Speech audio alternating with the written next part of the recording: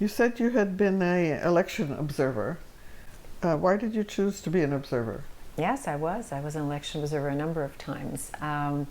Why I chose to be the first time, I guess all the times, but the first time was because I wanted to help. It was in 2004, and it was the Orange Revolution. And obviously the Ukrainian community outside of Ukraine was having rallies, and all we kept on hearing about was everything that was happening in Ukraine, how the election had been rigged and all of that. And so when there was an opportunity to go, Canada was sending 500 election observers. I think it was the first time that Canada ever sent that many.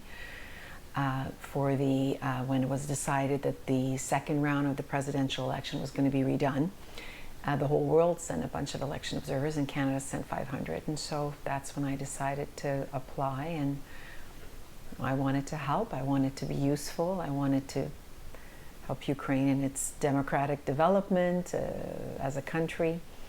And I felt well suited for it because I'm a public servant, I'm a lawyer, I speak Ukrainian, I spoke Russian, still do, but spoke it better then. Did you feel at any point unsafe? I got selected to go as a team leader. They asked me to be a team leader, and then lo and behold, they're sending me to Crimea.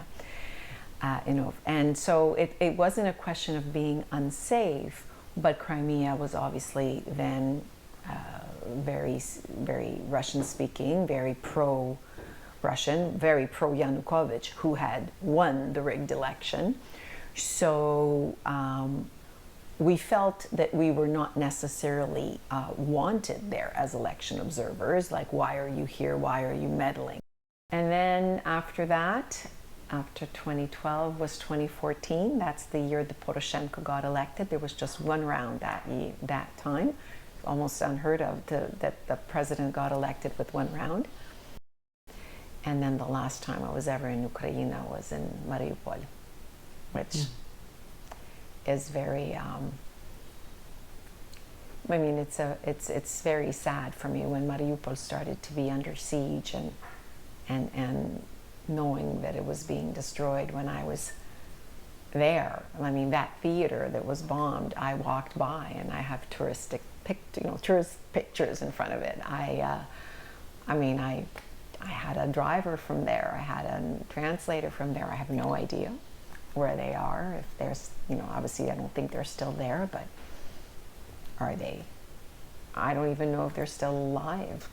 That's the closest to feeling a little unnerved, not so much unsafe, but like unnerved about being so close to the front lines back then. Although we were about 20 kilometers away, so it wasn't that close. I have this question, but I don't have it quite formulated. Just about sort of feeling patriotic. I've always, the Ukrainian culture heritage is very strong in my life. I do feel that I'm Canadian, Ukrainian, I'm a Canadian first, but the patriotism was always there. I always felt a connection. That's why I was so happy to go with my mother the first time in 1990, and it was still the Soviet Union. And then as I grew up, I had a family, my focus was more on that, and so my patriotism was more about, teaching my children Ukrainian, sending them to Ukrainian school, that kind of thing. So I guess I was demonstrating my patriotism that way.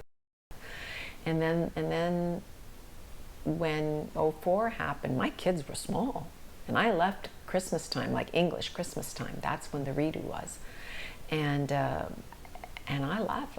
My daughter was like 3, and my son 6. So to leave them for 10, 12 days, that was probably the first time I had left them for so long.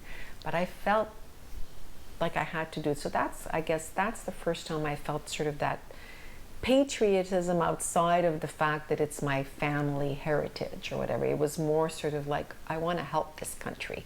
I want it, there's democracy there, or there's fledgling democracy, and I wanted to help. And yes, I think my patriotism then became, I guess, more mature more, not just linked to the fact that that's my mother's heritage or that's how I was raised. It was more of a choice as an adult to continue, and the pride I felt to see the development in that way each time I went, that Ukraine was developing in the right direction, that people's lives were getting better, that quality of life was getting better.